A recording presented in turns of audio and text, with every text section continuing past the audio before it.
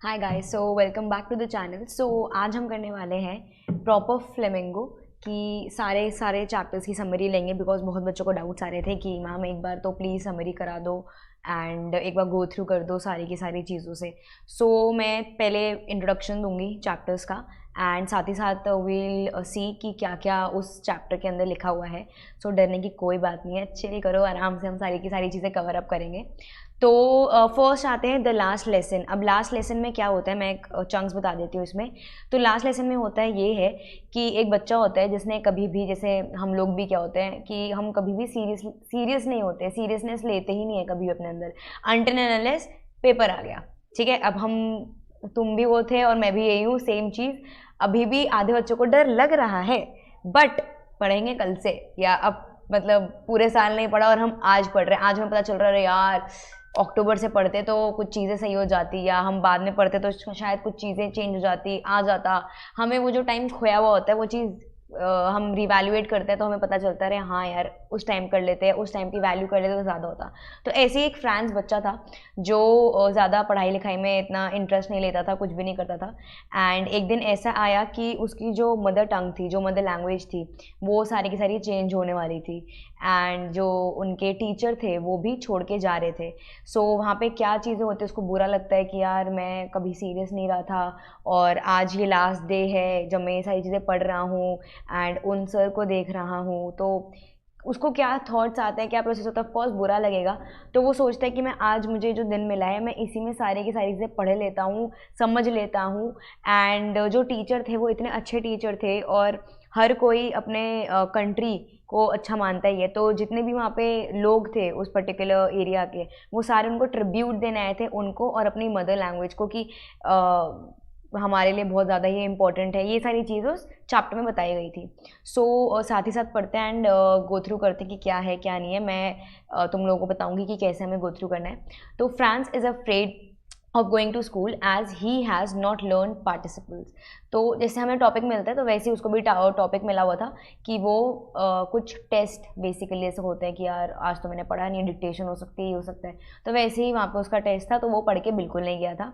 He wanted to enjoy beauty of nature, the bright sunshine, the birds chirping in the words.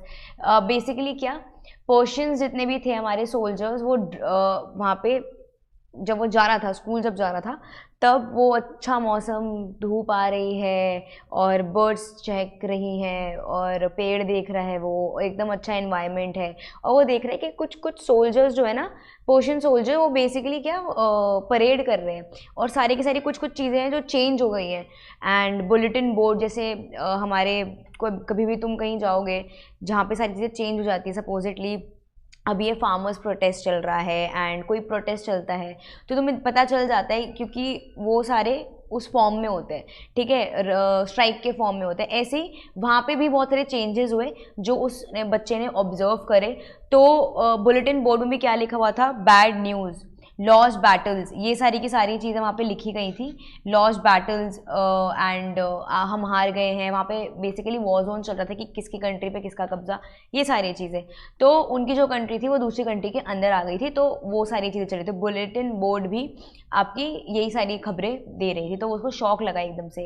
And commanding officers जितने भी थे वो command कर रहे थे, ऑर्डर्स दे रहे थे कि यहाँ से जाना है, वहाँ से जाना है, एंड क्या क्या चीज़ें वहाँ पे चेंज हो गई थी। Then changes he notice in the school, जाते टाइम पे उसने क्या क्या नोटिस करा।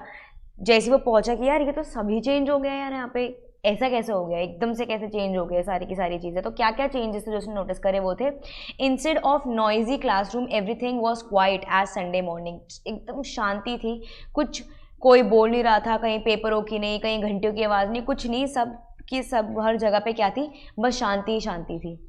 The teacher does not scold him and told him very kindly to go to his seat. अब वो आया, अब वो लेट में भी आया, क्या हुआ, उसको लगा कि शायद मुझे डांट पड़ सकती है, बट उसको डांट नहीं पड़ी। नॉर्मली उसके टीचर ने बोला आओ और चुपचाप बैठ जाओ। तो मतलब उसके लिए बहुत स्ट्रेंज थी, बिकॉज उसको डांट पड़ती रहती थी, he was a notorious boy, तो उसको सारी चीज़ें डांट पड़ती रहती थी. The teacher dressed in his Sunday best. Basically उन्होंने बहुत अच्छे से अपने आप को कोट, ब्लेजर, इन सब में अच्छे से एकदम ड्रेस्ड अप करके रखा था, जो कि वो यूजुअली नहीं होते. तो होता है ना किसी का बर्थडे तो वो कैसे अच्छे से सज के आता है, तो लगता है कि पूरे क्राउड में अलग लगता है, तो वैसे ही उनके साथ भी हुआ, वो एकदम अलग सजे हुए थे, अलग ड्रेस्ड अप थे. विलेजर्स बेसिकली क्या, अब जैसे मैं तुम लोगों को बताया था कि विलेजर्स भी ट्रिब्यूट देने के लिए कि यार ओके, अब हमको एक नई लैंग्वेज सीखने को मिलेगी. हम अब सपोजिटली ब्रिटिशर्स आ जाए यहाँ पे, तो हमें क्या लगेगा यार आज हिंदी का लास्ट लेक्चर है, तो वही सेम चीज़ हुई. और हम सब आएंगे कि एक बार ट्रिब्यूट देने के लिए अपनी लैंग्वेज को, अपनी कंट्री को ट्रिब्यूट देने के लिए, अपने टीचर को ट्रिब्यूट देने के लिए. ऐसे जो विलेजर्स थे वो पूरी क्लास में आ गए थे, वो पूरे क्लास के लास्ट बेंचेस पे वो बैठ गए थे, ठीक है. एंड एम हैमिल जो था, to pay the tribute to M Hamel for his 40 years of sincere service and also to express their, जो उनकी जो मैंने बताया कि अपनी कंट्री को ट्रिब्यूट देना, एम हैमिल को भी ट्रिब्यूट देना, अपनी कंट्री को भी ट्रिब्यूट देना, वो दे रहे थे villagers. M Hamel making the announcement that would be the last French lesson, realizes that was basically क्या यहाँ पे हो रहा था कि अब सबको पता ही था कि क्या हो गया क्या नहीं हो गया, तो वो अब यहाँ पे बता रहा था अपने बच्चों को और विलेजर्स को कि एक तो थैंक यू कि आपने मेरे को समझा, अपनी मदर टंग को समझा, एंड वो बेसिकली एक जेस्चर दिखा रहा था अच्छा. एंड दूसरा उसने ये बोला कि अब अगर देर हो गई, ऑफकोर्स ये बातें देर हो गई, किसी को समझ भी नहीं आती फ्रेंच, कोई बोल नहीं पाता, या हम सही से उस टाइम का सही से इस्तेमाल नहीं कर पाते, but you have the time, तुम अपने अंदर वो सारी चीज़ें देखो और अपने आगे भी जो भी तुमने पढ़ा है, समझा है, लिखा है, वो तुम अपनी आगे की जनरेशन को पास ऑन करो. तो उनका ये पर्सपेक्टिव था. तो यहाँ पे फ्रांस को ये लगता है, हम यहाँ पे पढ़ सकते हैं, फ्रांस को ये लगता है कि यार उसको तो खुद की लैंग्वेज ही इतनी सही से नहीं पता है. यार हिंदी हमें भी पता है, बट अगर मैं तुम लोगों से पूछूँ क ख ग बताना, तो तुम लोगों को भी नहीं पता होगा. तो ऐसे ही वहाँ पे उसके साथ भी ये होना शुरू हो गया था कि उसको भी पता तो है कैसे बोलना है, कि बट उसको इन डेप्थ अपनी मदर टंग की नॉलेज नहीं पता थी. देन उसको रिग्रेट होता है कि यार मैं काश पढ़ लेता, काश समझ लेता, काश मैं सिंसियर हो जाता, वो सारी की सारी चीज़ें उसको रियलाइज़ हुई उस टाइम पे. Then M Hamel realises that all three, the children, the parent and himself are to be blamed for losing respect and regard for the mother tongue. उसको लगा कि सिर्फ बच्चे ही दोषी नहीं हैं कि उन्होंने पढ़ा नहीं, मैं, पेरेंट्स, हम सारे के सारे दोषी हैं. क्यों? क्योंकि जब वक्त था तब हमने उसकी कदर नहीं करी, वक्त था तो हमने उस चीज़ को पढ़ा नहीं, लिखा नहीं, तो उस चीज़ पे वो एम्फसाइज करता है. Also keep the mother tongue close to your heart as it is the key to the prison of slavery.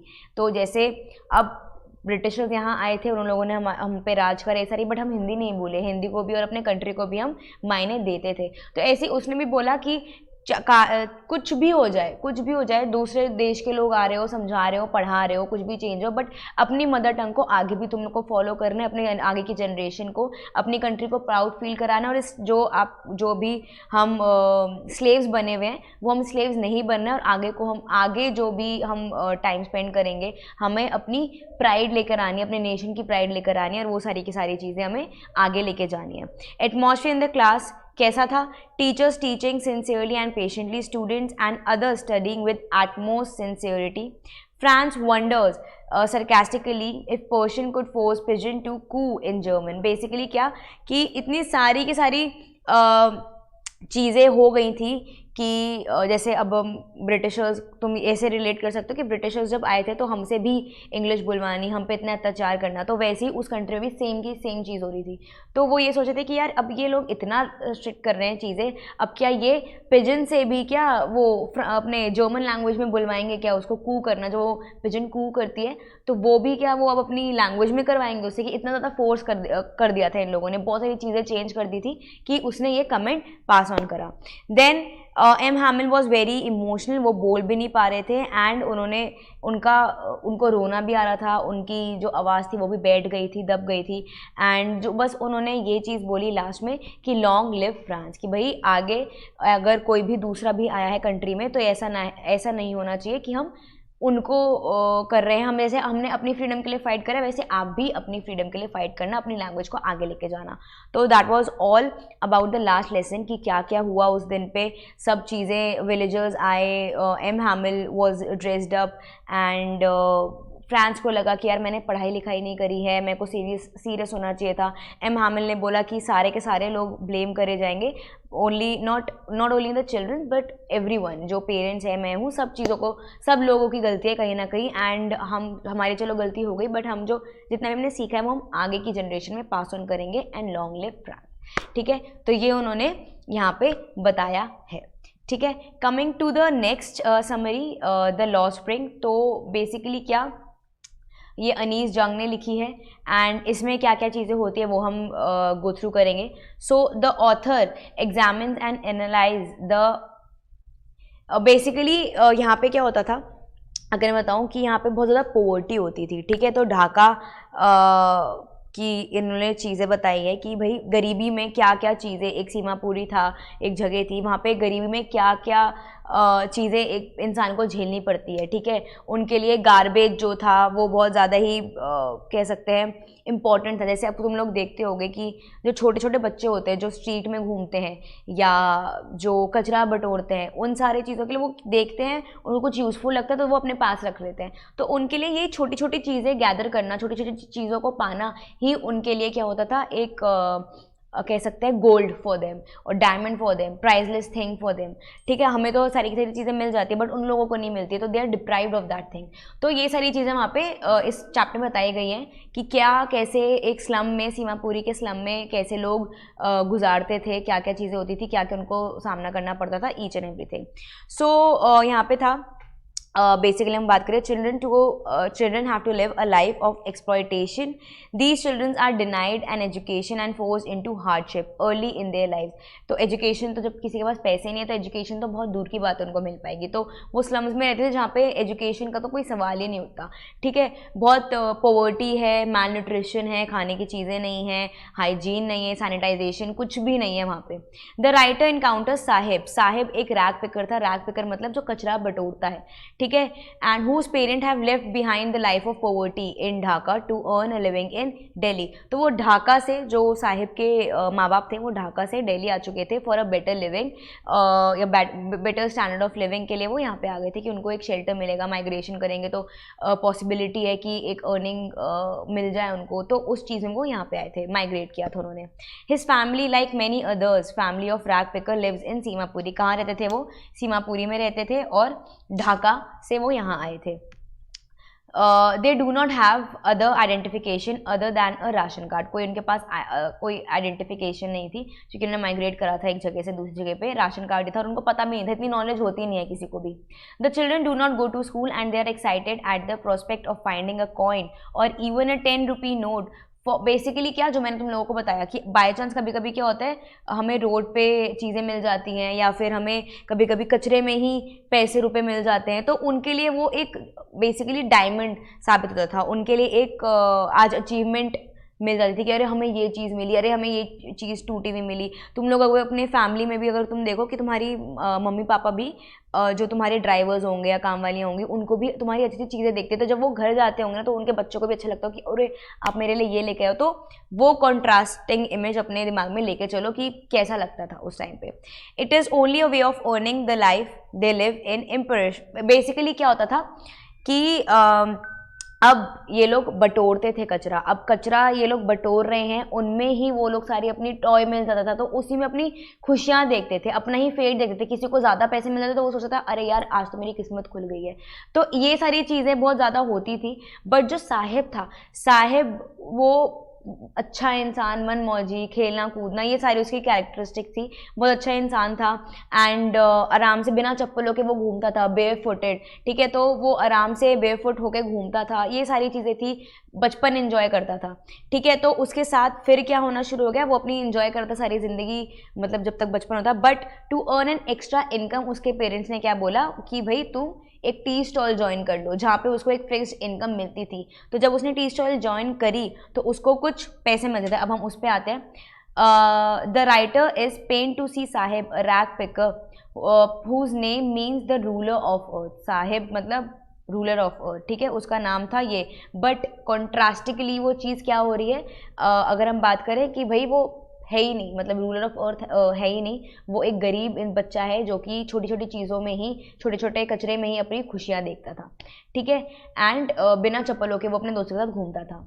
From morning to noon the author encounters him in a tea stall and is paid 800, ठीक है। तो अब उसने क्या देखा कि यार एक टी स्टॉल पे वो काम करने लगा है, 800 रुपये उसको मिलता है महीने का।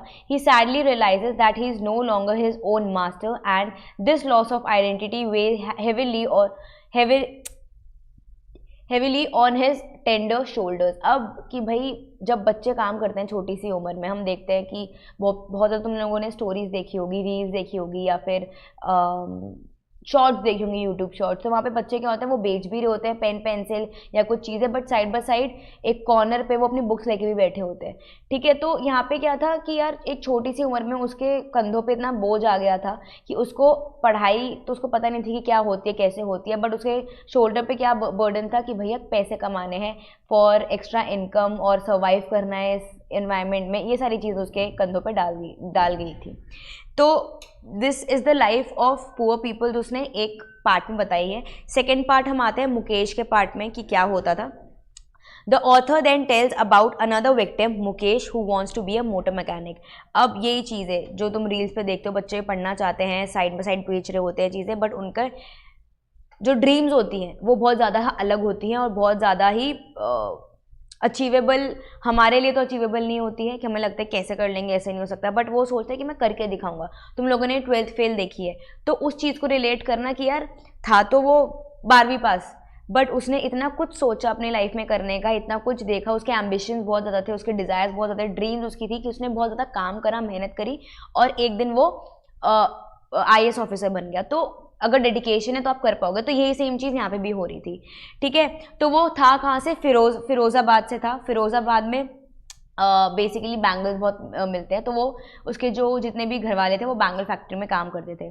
The centre of India's bangle making and glass blowing industry, he has always worked in the glass making industry. तो उसके खानदान एंड जितने भी उसके माँ बाप जनरेशन जितनी भी थी वो ग्लास फैक्ट्री में ही काम कर रही थी। His family like the other they do not have that it is basically, उनको नहीं पता था। और उस एरिया में भी क्या होता है, नाम की चीज़ें होती है कि भैया इलीगल है कि बच्चों से आप काम कराओ, तो बट वहाँ पे ऐसा कुछ नहीं माना जाता था। बच्चों से भी वो काम कराते थे और बूढ़ों से भी काम कराते थे, बिकॉज उन लोगों को क्या लगता था कि भाई इनकम आ रही है, द क्रेव फॉर मनी वो बहुत ज़्यादा वहाँ पे उनको होता था।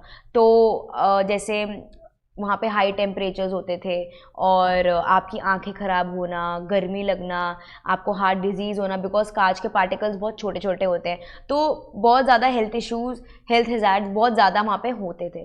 तो बेसिकली वहाँ पे ये सारी चीज़ें, अगर कभी भी क्वेश्चन आया कि क्या था उस फैक्ट्री के अंदर, कैसी हेल्थ कंडीशन थी, तो तुम लोग ये बता सकते हो कि चिल्ड्रंस और बूढ़ों के लिए, एल्डर पीपल के लिए वो एक जगह अच्छी नहीं थी, बिकॉज वहाँ पे हाई टेम्परेचर था और वहाँ पे छोटे छोटे पार्टिकल्स ऑफ ग्लास भी थे जो कि हमारे शरीर के लिए अच्छे नहीं है, तो हेल्थ इश्यूज़ बहुत ज़्यादा थे। They are exposed to various health hazards like losing their eyesight as they work in. यहाँ पे ना जो आपको आग होती है या फिर जो भी ग्लास जहाँ पे बनता है, तो वहाँ पे लाइट बहुत ज़्यादा होती है। कभी देखना कैसा होता है ग्लास फैक्ट्री में, तो बहुत ज़्यादा स्पार्कलिंग, मतलब एकदम आंखों पे स्ट्रेन पड़ता है। तो वहाँ पे वही जो काम कर रहे थे उन पे आंखों पे बहुत स्ट्रेन पड़ता है। अब वो चश्मा लगाना नहीं लगाना इतना कोई देखता नहीं है फैक्ट्री में, या फिर इतना कुछ सेफ्टी इशू नहीं देखते हैं लोग, ठीक है। तो वहाँ पे ये सारी चीज़ हो गई थी कि भाई कोई परवाह ही नहीं है, कब काम कराओ, हेल्थ इश्यूज तो देखना ही नहीं है, तो वहाँ पे ये सारी चीज़ें होती थी। Then Mukesh father is blind as were his father. Basically क्या, उसके जितने भी पुश्तैनी लोग थे तो वो सारे क्या थे, ब्लाइंड। हम ब्लाइंड कह सकते हैं या फिर हम कह सकते हैं कि कम दिखना। तो क्यों कम दिखना, बिकॉज वो हमेशा से ग्लास फैक्ट्री में काम करे बचपन से अभी तक, तो आई साइट कमज़ोर होना बहुत ज़्यादा वहाँ पे होता था। And they lead a hand to mouth existence as they they are caught in vicious web of the money lenders, middleman, police and the traditions. तो क्या वहाँ पे उनको इतना पैसा मतलब 4 अगर लोग हैं, चारों के चारों बैंगल फैक्ट्री में काम कर रहे हैं, but that money is also not sufficient. ठीक है, अब क्यों सफिशिएंट नहीं है भाई, वहाँ पे रेंट देना है, एक्सप्लॉइट करते थे, पॉलिटिशियंस आते थे और जितने भी ये मिडिल मैन होते थे वो उनसे पैसे ज़बरदस्ती ले लेना। तो जितने भी गरीब होते हैं ना वो ये सारी चीज़ें बहुत देखते हैं, तुम लोगों ने मूवी में देखा हो, तो वहाँ पे बहुत चीज़ें चलती है। बट जो मुकेश था, मुकेश का पर्सपेक्टिव और उसके घर वालों का पर्सपेक्टिव बहुत ज़्यादा अलग था। मुकेश बनना चाहता मोटर मैकेनिक, ठीक है, बट उसके घर वाले और उसके जितने भी दोस्त थे वो हंसते थे कि यार तेरे खानदान पूरा हमेशा उसमें ग्लास बैंगल फैक्ट्री में काम कर रहा है और तुझे लगता है कि तू कुछ कर लेगा। तो वो एम्बिशन जो था, उसकी जो ड्रीम थी कि भाई मैं एक कार ड्राइव करूँ, वो उसकी सारी की सारी उसने सोचा था कि नहीं यार मैं करके दिखाऊंगा, मैं पढ़ाई करूंगा, मैं सारी चीज़ें करूंगा, I will achieve. So burdened are the bangle maker of Firozabad that they have lost their ability to dream, unlike Mukesh who dreams of driving a car।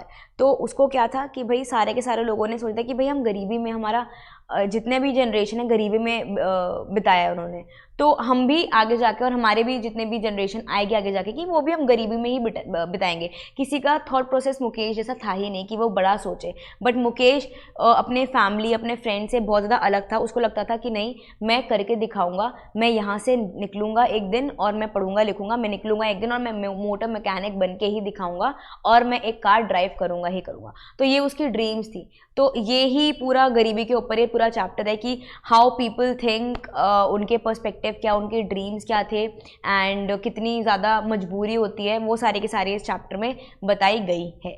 तो आई होप सो तुम लोगों को ये समझ आया हो कि क्या बोला है इस चैप्टर के अंदर।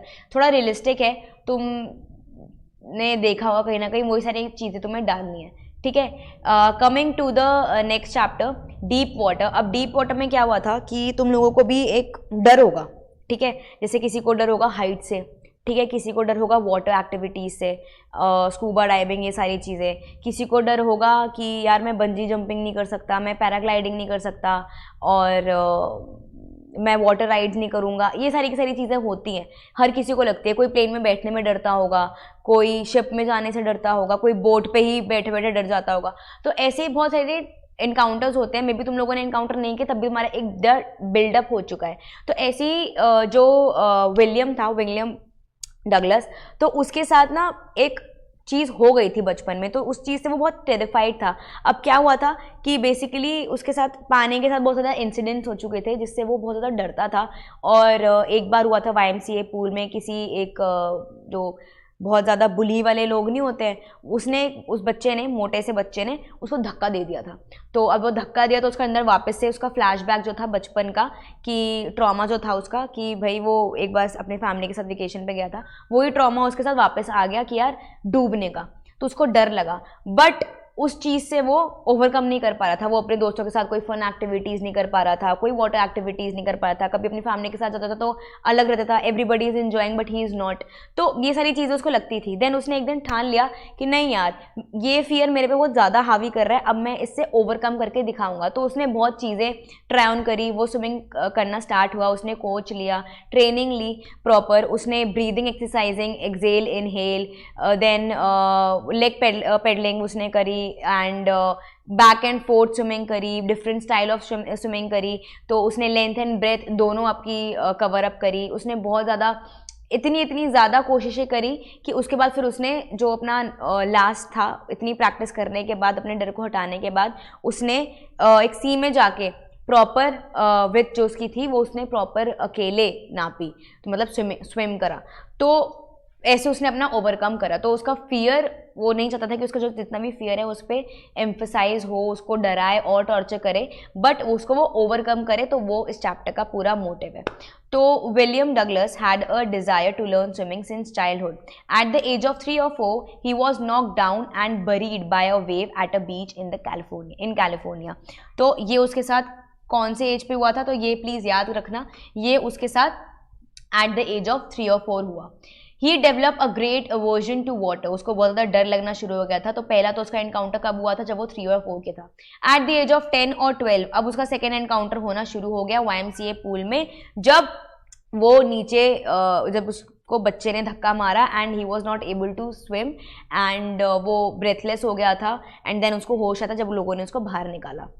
A misadventure. While sitting alone and waiting for others to come at the YMCA pool, a big boy came and threw Douglas into the deep end of the pool. अब क्योंकि हाइट तुम्हारी जो swimming pool की होती है वो एक time पे छोटी छोटी होती है, उसके बाद फिर वो डीप होनी शुरू हो जाती है. तो वो यही बता रहा था कि भाई एकदम से वो एक एंड पे चला गया था जहाँ पे बहुत ज़्यादा हाइट थी, उसको पता नहीं था तो वो स्विम नहीं कर पा रहा था. Douglas swallowed water and went straight down to the bottom of the pool. तो अब जब नहीं आएगा एकदम हम हाथ पैर एकदम मारना शुरू हो जाते हैं. तो और पानी भी हमने क्या, जब हमें पता ही नहीं कि स्विमिंग कैसे करते हैं तो ऑफकोर्स ही बात है हम पानी भी पी लेंगे. तो वो सारी की सारी एक्टिविटी उसके साथ हो गई उस टाइम पे. While going down he planned to make a big jump toward upwards but came up slowly. तो मतलब उसने ट्राई करा कि मैं जंप करूं, पानी से थोड़ा ऊपर आ जाऊं और बच जाऊंगा ऐसे, तो बट वो नहीं आ पाया. ठीक है. Stark terror seize him. बहुत भयंकर वाला उसको ये टेरर हुआ और उसके दिमाग के अंदर, दिल के अंदर बैठ गया. Try to shout but could not. तो वो ट्राई कर रहा था कि मैं बोल पाऊँ, बट मैं भी एक बार डूबी थी. ठीक है. मेरे साइड में एक लड़की मतलब वो स्विमिंग कर रही थी and I was also swimming. तो I was also doing swimming. तो उसने मेरे क्या यहाँ पे ऐसा हाथ मारा कि मेरे को ही नीचे कर दिया और मैं मस्त डूबे जा रही हूँ. तो I was also trying to make myself कि हाँ भैया देख लो मैं भी डूब रही हूँ या क्या, बट मुझे आती थी. उसके बाद फिर मैं कॉन्शियस हुई कि मतलब मैं इतना भी नहीं डूबी बट डूबी. तो वो सारी चीज़ें होती है, कभी ना कभी तुम स्विमिंग करोगे तो तुम्हें एकदम घबराहट आ जाएगी, बट वो भी उसके साथ चीज़ हुई तो उसने ओवरकम करा. As he went down the pool second time, he tried to jump upwards and it was waste of energy. कुछ फायदा नहीं हुआ. Terror held him deeper and deeper. तो उसके दिमाग और दिल में सबके जगहों पे टेरर घुस गया था बहुत अच्छे से.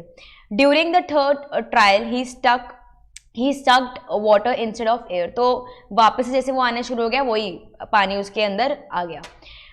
Light was going out and there was no more panic. धीरे धीरे उसकी आंखें बंद हुई, मतलब कॉन्शियस नहीं हुआ, मतलब कॉन्शियस हो गया बहुत ज़्यादा एंड बेहोशी की हालत में आ गया. तो ये सारी चीज़ें उसके साथ होने लगी. Then he cross. बेसिकली क्या, जब एक इंसान डूबता है और डूबता है तो एकदम जब पानी भी अंदर चला गया, सारी की सारी चीज़ें अंदर चली गई, कॉन्शियस ही नहीं है वो, तो वो अपनी आंखें बंद करेगा और वो ना फ्लोट करने लगेगा. तो ऐसे उसके साथ भी चीज़ें हो रही थी. देन किसी ने देखा उसको, देन वो ऊपर लेकर आए, देन उसको लगा कि ठीक है मैं थोड़ा बच रहा हूँ. फिर उसके बाद उसको हम कहते हैं उसको उल्टा करा, उसको पैट करा, उसके बाद फिर उसका पानी वानी जितना भी था वो निकला normally. Then when revived, he found himself vomiting beside the pool. He was in grip of fear of water and it deprived him of the joy of basically सारी की सारी जितनी भी एक्टिविटीज़ थी जो वो घर वालों के साथ जाता था या वो अपने दोस्तों के साथ जाता था, जितनी वाटर एक्टिविटीज़ थी वो सारी की सारी इंजॉय नहीं कर पाता था. Then he hired an instructor to learn the swimming. The instructor taught him swimming piece by piece. मतलब स्टेप बाय स्टेप इंस्ट्रक्टर ने उसको समझाया कि कैसे करते हैं. तो ब्रीदिंग एक्सरसाइज जो भी मैंने तुम्हें सारी चीज़ें बताई हैं वही सारी चीज़ें. He went to different lakes to swim and found tiny waste. Basically क्या, छोटी छोटी चीज़ों में गलती भी उसको दिखती थी क्या है क्या नहीं है, but he wants to be perfect. तो वो परफेक्ट करने के लिए वो ज़रूरी नहीं है कि सिर्फ वो एक बार पूल में ही रहा, पूल में भी उसने डिफरेंट एक्टिविटीज़ करी, ब्रीदिंग एक्टिविटीज़, लेग की एक्टिविटीज़, हैंड कैसे आपको मूवमेंट करनी है, वो सारी की सारी activities, length and breadth proper उसने फोकस करा. उसके बाद वो डिफरेंट जगहों पे गया स्विमिंग करने के लिए. अपनी मतलब एक स्विमिंग पूल में अलग स्विमिंग होती है बट एक्चुअल रियलिटी में अलग होती है, तो वो उसने सारी की सारी चीज़ें करी. ठीक है. Then swimming up and down the warm lake, he finally overcome his fear of water. He realized that in death there is a peace and there is a terror only in fear of death. Will to live is stronger than fear of death. तो यहाँ पे उसको ये लगा कि अरे यार जितना डरोगे ना उतना मरोगे, बट जितना अच्छे से जियोगे उतना अच्छे से तुम जी सकते हो अपनी लाइफ. तो जो डर है, डर को ओवरकम करो और अपनी लाइफ को फुल्ली जियो.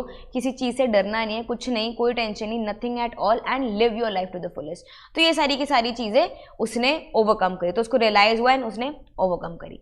ठीक है. तो आई होप सो ये तो बहुत ईजी है, तो आई होप सो तुम लोगों को समझ आया हो कि क्या है क्या नहीं है. अब आते हैं इंडिगो पे. तो इंडिगो में इतना कुछ है नहीं. बेसिकली गांधी जी का एक मूवमेंट चला था। तो चंपारण वाला जो तुम्हें इंसिडेंट पता हो, तो चंपारण में गांधी जी को बुलाया गया था, तो वो सारी की सारी चीज़ें बताई गई हैं कि बहुत ज़्यादा ब्रिटिशर्स ने एक्सप्लॉइट कर दिया गया था वहाँ के विलेजर्स को, एंड मिडिल मैन जितने भी थे बहुत ज़्यादा एक्सप्लॉइट हो गए थे, जितने भी फार्मर्स हैं। तो वहाँ पे एक बंदा गया था बुलाने के लिए, एंड गांधी जी और वो एक लॉयर को देखने गए थे, मतलब लेके गए कि भाई हमको अपनी लड़ना है तो भाई पूरे अच्छे से लड़ना है हमें। तो हमें एक, जैसे नहीं होता तुम लोगों की लड़ाई होती है, तुम बोलते हो हाँ भाई यहाँ आ जा, वो बोले हाँ चल इसको बुला देता हूँ, वो हेल्प कर देगा लड़ाई में। तो ऐसे ही क्या था वहाँ पे भी, जोक सपाट, अब वहाँ पे भी ये चीज़ हो गई थी कि कुमार शुक्ला जो था वो गया था गांधी जी के पास रिक्वेस्ट करने। तो गांधी जी ने क्या करा कि उन्होंने एक बैकअप रखा कि भाई वो एक लॉयर को अपने साथ लेकर आए कि अगर हमें लड़ने के लिए जाना तो वी शुड नो कि हमें क्या क्या स्टेप्स लेने हैं, क्या क्या चीज़ें लीगली हमें इम्प्लीमेंट करनी है, तो उसके बाद क्या चीज़ होगी वो हम यहाँ पे कैरी फॉरवर्ड करेंगे। तो इंडिगो इस चैप्टर का नाम है। Rajkumar Shukla a poor share cropper from Champaran wishing to meet Gandhi ji, Gandhi से मिलना था बिकॉज वहाँ पे उसके गांव के लोग बहुत ज़्यादा एक्सप्लॉइट हो गए थे ब्रिटिशर्स से, तो वो कुछ लैंड मांग रहे थे, एंड अगर आपको उस कॉन्ट्रैक्ट से हटना है तो कुछ आपको अमाउंट पे करना, तो वो हम चैप्टर के अंदर देखते हैं। Rajkumar Shukla illiterate but resilient, basically क्या ज़रूरी नहीं है कि पढ़ा लिखा इंसान दिमागदार नहीं होता, ठीक है, तो पढ़ा लिखा है बट उसको पता है कि भाई मेरे लिए क्या सही है क्या गलत है, मेरे लिए क्या इजी स्कोप है, क्या करना है। तो people who are illiterate also, उनको नहीं सोचना चाहिए कि भाई हम कमज़ोर हैं या फिर हम इनको पढ़ना लिखना नहीं आता तो ये कुछ नहीं कर पाएंगे, बट उनका दिमाग भी होता है, ठीक है। तो ही फॉलोड गांधी जी, तो बहुत बहुत जगहों पे वो गया। तो लखनऊ, ये कानपुर है, ठीक है, तो पहले उसको ऐसे प्रोनाउंस करते थे, तो कानपुर, अहमदाबाद, कैलकाटा, पटना, मुजफ्फरपुर, एंड देन कैंपरन, तो कैंपरन उस जगह पे भी वो गए थे। सर्वेंट्स, अब वो कहा, अब बेसिकली जब उसने इतना जगह फॉलो करता है कि किसी को कोई, तो लगता है कि यार अच्छा चलो ठीक है, ये ना मेरे को बहुत फॉलो कर रहा है, तो मे बी इसका कुछ मोटिव होगा, बहुत बड़ी दिक्कत होगी तभी ये मेरे को फॉलो कर रहा है। तो गांधी जी ने जब देखा कि यार he is following me everywhere, तो उन्होंने क्या करा, उन्होंने बोला कि चलो ठीक है अपना बताओ क्या है क्या नहीं है, दिक्कत बताओ। तो उसने राजकुमार शुक्ला ने उनको अपनी सारी प्रॉब्लम्स बता दी कि ये दिक्कत चल रही है। तो ये दिक्कत उन्होंने बताई, तो फिर उन्होंने क्या करा कि अब Rajendra Prasad was a lawyer, तो उनके घर गए वो, ठीक है। तो servants at Rajendra Prasad resident thought Gandhi ji to be an untouchable, तो अनटचेबल उस टाइम पे तो चलती थी ये सारी चीज़ें, तो उन्होंने बोला कि भैया अनटचेबल है, अब हम इनको छुएंगे हुएंगे नहीं, और आप ना डोर पे बैठे रहो और अंदर मत आना जब तक मैं बुलाऊँ ना। तो वो उन्होंने ऐसा उनके साथ व्यवहार करा। Gandhi ji considered as untouchable because of simple living style, अब उन्होंने क्यों समझा गांधी जी को अनटचेबल, बिकॉज उनका जो स्टाइल ऑफ लिविंग था वही धोती वोती पहनना, नॉर्मल, कोई शोशागिरी नहीं, कोट पैंट नहीं पहनना, ये सारी चीज़ें। Then due to the company of Rajkumar Shukla, basically वो इतना कोई शोशागिरी करते नहीं थे, तो उनको लगा कि यार ये दोनों ना अनटचेबल्स है, तो उनको नॉर्मल रख दिया। Then decided to go to Muzaffarpur first to get detail information about the Champaran sharecropper. देन वो उसके बाद कहाँ गए, लेके उनको मुजफ्फरपुर। अब मुजफ्फरपुर लेके गए कि भाई उनको सारी की सारी, अगर हम कहीं कुछ लड़ने जा रहे हैं, कोई प्रोटेस्ट पे जा रहे हैं, तो वी शुड नो कि भाई इसका आगे पीछे क्या चीज़ें थी, क्यों हुई, क्या हुआ, ये सारी चीज़ें, जिससे हमारा एक बैकअप स्ट्रॉन्ग बने, ठीक है। देन उसके बाद अब हम आते हैं, उन्होंने बहुत लोगों से एडवाइस ली, बहुत लोगों को टेलीग्राम करा, एंड सबसे गाइडेंस ली, सारे के सारे लॉयर्स को बोला कि भैया आप आइए, आप चंपारण आइए। जैसे ही वो आ रहे थे तो वैसे ही सबने उस गांव में बता दिया कि भैया गांधी जी आ रहे हैं, बहुत लॉयर्स की भीड़ इकट्ठा हो गई, ये सारी की सारी चीज़ें वहाँ पे होनी शुरू हो गई। द न्यूज़ ऑफ गांधी जीज arrival spread the sharecroppers gathered in large numbers to meet their champion, कि भाई ये आया हमारे साथ, भाई वाह अब तो हम जीत जाएंगे, वो खुशी, वो प्राइड, वो सारी की सारी उन विलेजर्स में देखी गई थी। गांधी जी जब आए वहाँ पे तो बेसिकली उन्होंने पहले ही आते ही किसको स्कोल्ड कर दिया, मुजफ्फरपुर के सारे लॉयर्स को, ठीक है। पहले वो गए प्रॉपरली, उन्होंने पहले स्कोल्ड करा कि यार तुम लोग क्यों कर रहे हो, मतलब तुम लोग इसी देश के इंसान हो, तुम इसी देश में कमा रहे हो, रह रहे हो, पर तुम इतनी ज़्यादा इन शेयर क्रॉपर से, इतने फार्मर से इतनी ज़्यादा फीस ले रहे हो, हाई फीस, एक्सप्लॉइट करना है तुम लोगों को, जबकि ये तुम्हें ब्रिटिशर से लड़ रहे हो, तो तुम्हें तो ये होना चाहिए ना कि यार तुम साथ दो इन लोगों का, बट साथ देने के बजाय तुम लोग उनसे हाई फीस ले रहे हो। ठीक है, तुम्हें फीस भी चाहिए तो एक realistic fees low, but high fees लेनी जस्ट बिकॉज कि वो लोग एक स्टेट में नहीं है, एक अच्छी चीज़ में नहीं है, तो ये चीज़ अच्छी नहीं है। तो उन्होंने बहुत ज़्यादा उनको data. Then Champaran district was divided into state owned by English people, Indians only tenant farmers. तो जितने भी वहाँ पे थे tenants थे, Indian जितने भी थे वहाँ पे सिर्फ tenant farmers थे और कोई नहीं था। Landlords compelled tenants to plant 15% of their land with indigo and surrender their entire harvest as land. तो अब वहाँ पे क्या होता था कि भैया उनको बोला जाता था कि आप अपने पूरे लैंड के अंदर आप जितना 15% है वो आप इंडिगो ही उगाओगे, इंडिगो आप जितना उगा रहे हो वो पूरा का पूरा हमें दोगे एज रेंट। तो ये सारी चीज़ें हो गई थी। In mean time Germany had develop synthetic indigo. British landlord freed the Indian farmers from the 15% agreement but asked them to pay compensation. अब मतलब ऐसे भी अपनी चलानी, वैसे भी अपनी चलानी। तो उन लोगों ने क्या करा, अब जब जर्मनी ने अपने एक synthetic Indigo, easy way of growing Indigo वहाँ पे प्रोड्यूस करनी स्टार्ट करी, तो ब्रिटिशर्स को लगा कि यार अब तो कोई मायने नहीं रखता ये चीज़ बनानी, मतलब इट्स वेस्ट ऑफ मनी, कुछ भी नहीं है, आपको कोई पैसे ज़्यादा नहीं मिलेंगे। तो उन्होंने क्या बोला कि अगर तुम लोगों को इस कॉन्ट्रैक्ट से फ्री होना है ना, तो तुम्हें कंपेंसेशन पे करना पड़ेगा। तो मतलब एक्सप्लॉइट करना पूरा अच्छे से फार्मर्स को। Many signed, some resisted, engaged lawyers, landlords hired them.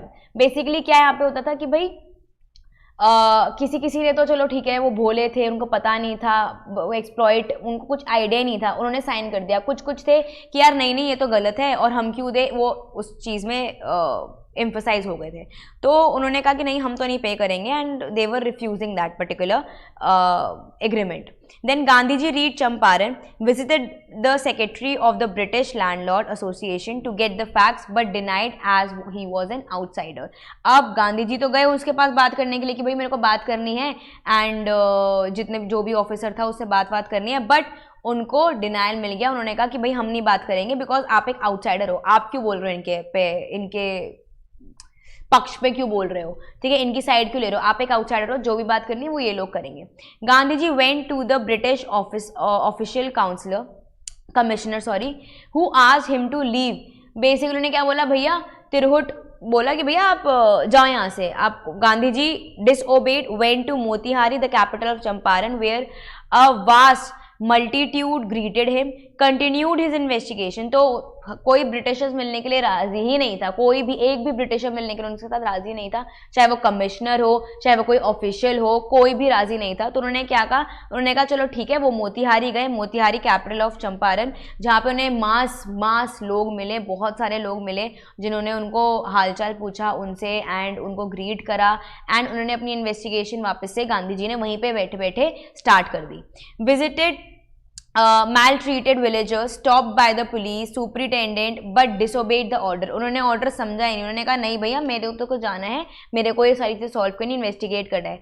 Motihari black with peasants, spontaneous demonstration, Gandhi ji released without bail, civil disobedience. Basically यहाँ पे क्या होता था कि भाई उनको जेल भी जाना, और बहुत ज़्यादा नहीं होता था कि यार तुम लोगों ने पहले देखी होगी कहानियाँ या स्टोरीज देखी होंगी, समझी होगी कि भाई बिना बात के कुछ हुआ, चलो तुमने प्रोटेस्ट करा है जेल में जाओ।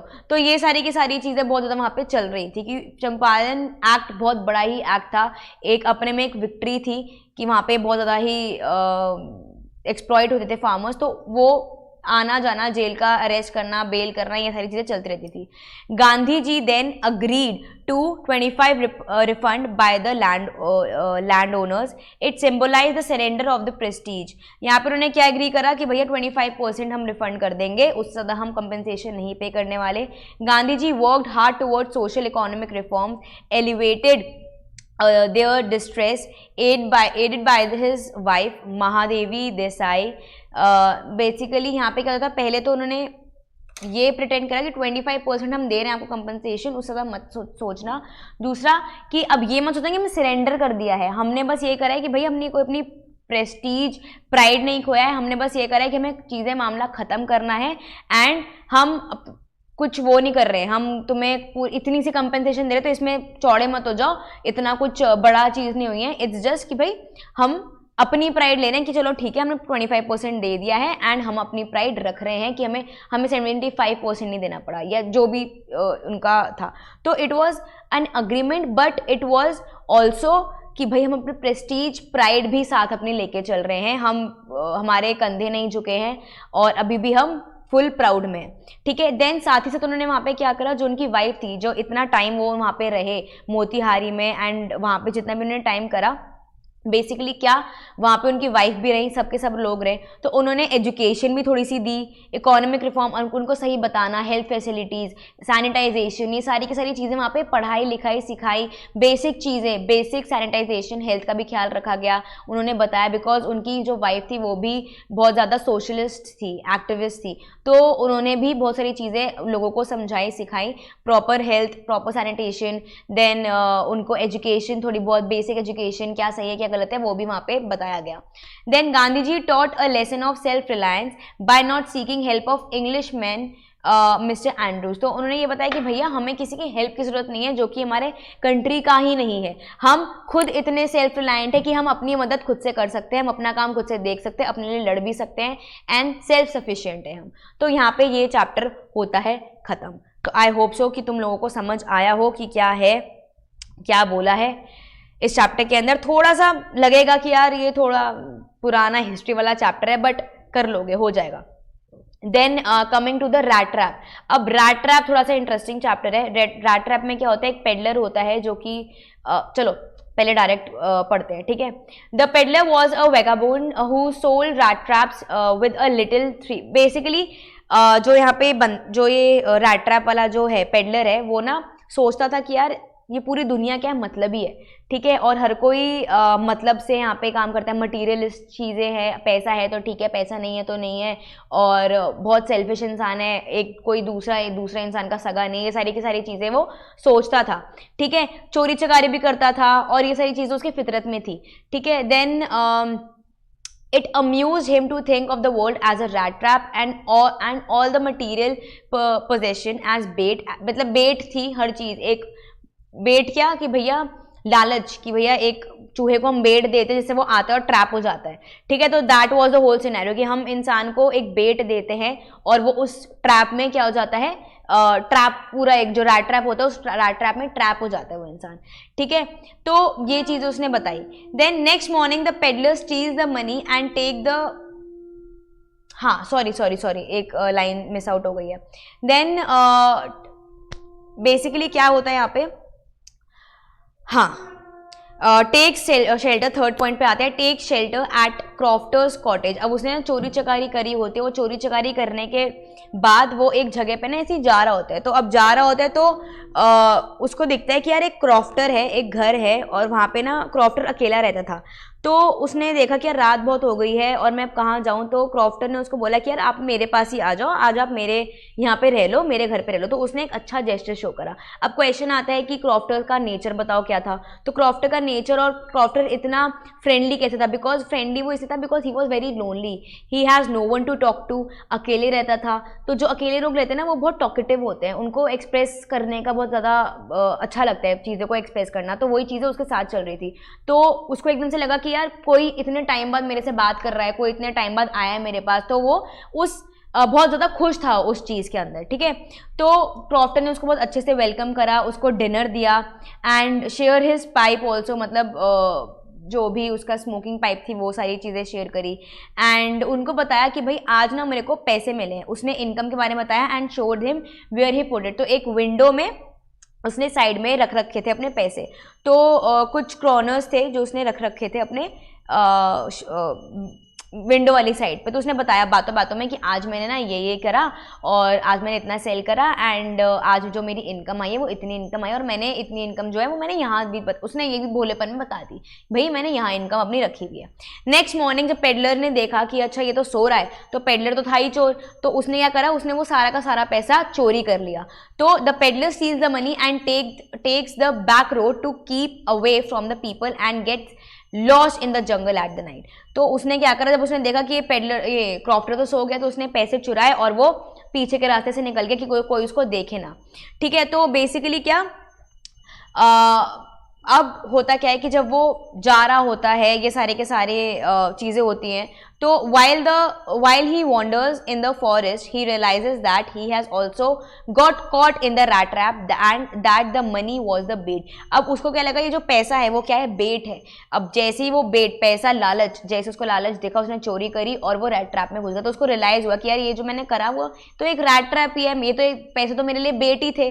Then finally he reaches and basically एक वो जगह पहुंचता है, उसको शेल्टर मिलती है, शेल्टर उसको रात में चाहिए होती है रुकने के लिए, कि अब वो भागता भागता तो थक ही जाएगा इंसान। तो यहाँ पे क्या होता है कि एक आयरन मास्टर जो होता है वो देखता है उसको। तो आयरन मास्टर को क्या लगता है कि यार ये तो ना मेरा दोस्त है, मैं तो इसको शायद जानता हूँ कि मैं तो इससे शायद मिला हूँ। तो उसको लगता है कि यार ये तो एकदम से हम देखते नहीं किसी को यार हमें सिमिलर लगता है, तो वैसे ही उसको क्या लगता है कि यार ये तो यार एकदम सिमिलर, ये तो शायद मेरा दोस्त था। तो उसने क्या करी, he ignores him but the master basically क्या उसको लगता है कि यार ये तो मैं जानता हूँ इसको। तो उसने इंसिस्ट करा उसको कि भाई, उसको इन्वाइट ही कर लिया कि यार आप प्लीज़ मेरे घर आओ एंड आप मेरे घर रहो एंड मैं आपको जानता हूँ, आप ये हो। तो उस टाइम पे ना उस बंदे को शेल्टर भी चाहिए था एंड वो मना भी नहीं कर पा रहा था कि क्योंकि रात में रुकने के लिए तो ठंड में तो चाहिए ही होगा शेल्टर। तो उसने मना भी नहीं करा और उसने जब आयरन मास्टर ने बोला ना कि यार आप तो ये हो, तो उसने कुछ बोला ही नहीं, उसने अग्री भी नहीं किया और उसने डिसअग्री भी नहीं किया। तो वो नॉर्मल चलने लगा। Hoping to get some money out of him he declined his invitation. तो नॉर्मली उसने चलता रहा उसने ये चीज उसको बोली। The iron master send his daughter who persuade him to go to home with her. Basically क्या कि भाई आप जाओ इसके साथ आराम से घर वर बैठो। तो जब वो गए उसके घर पे, आयरन मास्टर के घर पे गए, तो iron master was not sure after, जो मतलब वो थोड़ा शैबी लुकिंग था। तो उसको पहले लग तो रहा था कि हाँ, क्योंकि इसे दाढ़ी वाड़ी थी पूरी पेडलर की। तो जब पेडलर की दाढ़ी वाड़ी उसने देखी तो थोड़ा सा नहीं होता, एक अच्छा बिहेवियर उसने शो करा अपना, कि दोनों डॉटर ने भी, जो आयरन मास्टर की डॉटर थी और उसने आयरन मास्टर ने, दोनों ने अच्छा बिहेव करा, खाना वाना खिलाया एंड देन उसके बाद उन्होंने उसके शेव वेव करी एंड जो उसको बात दिया, हेयर कट दे, सारी की सारी उसने चीज़ें करी। बट जो पेडलर था उसने बताया नहीं था कि भाई मैं तो चोर हूँ एक, और ना उसने डिसअग्री किया कि हाँ मैं आपके दोस्त की तरह दिखता हूँ, ना उसने अग्री करा। तो दोनों चीज़ें उसने करी नहीं। देन जब उसने शेव वेव कर ली, अब जब वो शाबी लुकिंग से एक नॉर्मल लुकिंग इंसान में आएगा तो आयरन मास्टर को पता चलेगा ना कि यार ये तो वो बंदा है ही नहीं जो मैं सोच रहा था कि ये है। तो उसको एकदम से लगा कि यार इसने तो धोखा दिया है हमें। ठीक है, अब उसको लगा कि यार उसकी जो डॉटर थी, एडला थी उसकी डॉटर, उसको डॉटर को लगा कि यार नहीं यार अब वो आ गए हैं, चलो ठीक है, अब कोई नहीं, वो आपके दोस्त नहीं है, आप नहीं जानते उनको, बट अब ये क्रिसमस का टाइम चल रहा है तो इट लुक्स वेरी ऑड कि हम किसी को बाहर करें। तो उन्होंने नॉर्मली उसको एक अच्छा हॉस्पिटैलिटी उसको प्रोवाइड करी एंड अच्छे से उसको ग्रीट करा इन सारी की सारी चीज़ें। देन उसके बाद एडला ने उसको समझाया कि क्रिसमस है, हम वैसे अकेले मनाते हैं, अब कोई आया है इतने टाइम बाद, लेट्स सेलिब्रेट इट टुगेदर। तो the peddler spends the whole of Christmas eve eating and sleeping. The next day at church Edla and her father come to know that the peddler is a thief who stole 30 kroners from the poor crofter। अब क्या होता है, ये दोनों ये बाप बेटी जा रहे होते हैं चर्च में। ठीक है, क्योंकि क्रिसमस का टाइम में जैसे हम मंदिर जाते हैं दिवाली पे या फिर कोई भी जन्माष्टमी पे, तो वैसे ही ये लोग भी क्या मंदिर क्रिसमस पे अब चर्च गए थे। ठीक है, तो अब ये चर्च गए हैं, तो अब गांव तो है, कहीं ना कहीं से तो खबर आनी है। तो इनको चर्च जाके पता चला कि यार एक थीफ है, ऐसा ऐसा दिखता है एंड उसने ना 30 क्रोनर्स क्रॉफ्टर्स के ले लिए हैं, अब वो भाग गया है। तो उनको एकदम से रिकॉल हुआ कि यार जो हमारे घर में है वो भी ऐसा दिखता दिखता था एंड कहीं वही तो नहीं है, तो उनको पता चल गया था यार ऐसा दिखता तो पक्का ही तो वही है कि जिसने चुराए हैं पैसे और आउट ऑफ द ब्लू हमारे घर पे है। और अब इन लोगों को डर लगा एकदम से कि यार ये तो हमारे घर में ही है यार, अब हम क्या करें। तो एकदम से ये लोग भागते हैं। अब भागते हैं तो जो क्रॉफ्टर था वो जो पेडलर था वो तो निकल गया था, बट वो इतना ज़्यादा उसको गिल्ट फील हुआ कि वो अपना एक लेटर छोड़ के गया एडला और आयरन मास्टर के घर पे, और जो क्रॉफ्टर के 30 क्रोनर्स थे वो भी वो रख के चला गया था। बिकॉज उसका बिहेवियरल चेंज क्यों आया, बिकॉज उसको लगा कि यार एक अनजान इंसान को, उसको वैसे गिल्ट था थोड़ा बहुत बट इतना ज़्यादा गिल्ट नहीं था क्रॉफ्टर के पैसे लेके। उसको जब वो गया था क्रॉफ्टर के यहाँ से तो उसको थोड़ा बहुत गिल्ट था बट इतना नहीं था। बट जब उसने देखा एडला की हॉस्पिटैलिटी, उतना अच्छा उसने उसको टेक केयर करा, उसकी अच्छे से खाना पीना, एंड जानने के बाद भी कि एडला मुझे नहीं जानती है, उसके फादर मुझे नहीं जानते हैं, तब भी उन लोगों ने इतना अच्छा बिहेवियर उसके साथ करा कि उसकी पूरी पर्सनालिटी शिफ्ट हो गई। उसने कहा कि यार नहीं, मैं ये नहीं कर सकता। क्रॉफ्टर का भी उसको लगा कि यार उसने भी मेरे को एक छत दी थी, रात में खाना पीना दिया, उसने अपनी बातें बताई और मैंने उसके साथ क्या करा पूरा का पूरा गलत। तो उसने को जब रियलाइजेशन हुई, गिल्ट आया, तो वो रख के वो पैसे चला गया। एंड वो सारी की सारी चीज़ें जब बैक होम तो उनको लेटर मिला वही एडला से, एडला को लेटर मिला तो उसने उसको एडला को थैंक यू भी लिखा कि थैंक यू कि आपने मेरे को इतना अच्छा हॉस्पिटैलिटी दी, इतना अच्छा you took care of me, ये सारी की सारी उसने चीज़ें लिखी एंड उसको क्रॉफ्टर के भी पैसे वापस कर दिए। सो रैट ट्रैप पूरी की पूरी ये कहानी है कि एक पेडलर था जो चोरी चकारी करता था, वो क्रॉफ्टर के यहाँ पहुंचा, क्रॉफ्टर ने उसको अच्छे से ग्रीट करा, उससे बातें बातें करी, बताया कि मैंने कितनी इनकम कमाई, कहाँ कैसे कमाई और कहाँ रखी हुई है। पेडलर वो पैसे लेके भाग गया। पेडलर पैसे लेके भागा तो आयरन मास्टर और उनकी जो बेटी थी उनको लगा कि शायद हम इसको जानते हैं, तो वो अपने घर ले आए। शेव वेव होने के बाद उनको पता चला कि ये तो मेरा दोस्त है ही नहीं। तब भी उनकी बेटी ने उनको एम्फसाइज करा कि यार चलो हम इनको रख लेते हैं आज के लिए एंड हम क्रिसमस अकेले बनाते तो let's celebrate it together. And next day when they went to church, तो उन चर्च पे उनको पता चला कि ये तो जो बंदा है वो क्रॉफ्टर के पैसे लेके भागा था, क्योंकि क्रॉफ्टर, ये पूरी की पूरी गांव में बात फैल गई थी कि क्रॉफ्टर के पैसे चोरी हुए हैं और ऐसे ऐसे आदमी ने चोरी करे, उसकी फिजिक ये सब चीज़ें। जब वो घर गए तो उन्होंने देखा कि क्रॉफ्टर के पैसे भी वहीं हैं 30 क्रोनर्स, और उसने एक लेटर छोड़ रखा है to thanks Edla and saying sorry to Crofter also. तो उसका जितने भी चीज़ें थी वो चेंज हो गई, पर्सनालिटी चेंज, उसको गिल्ट समझ आ गया। Then coming to poets and pancakes. अब पोएट्स एंड पैनकेक्स में क्या है, ये अशोका मित्र ने कहानी लिखी है। अब यहाँ पे एक जेमिनी स्टूडियो होता है जो कि ओन होता है, किसने करा होता है, एस वासन ने, ठीक है। एंड ये जो जगह होती है वो बहुत इन्फ्लुएंशियल जगह होती है, ठीक है।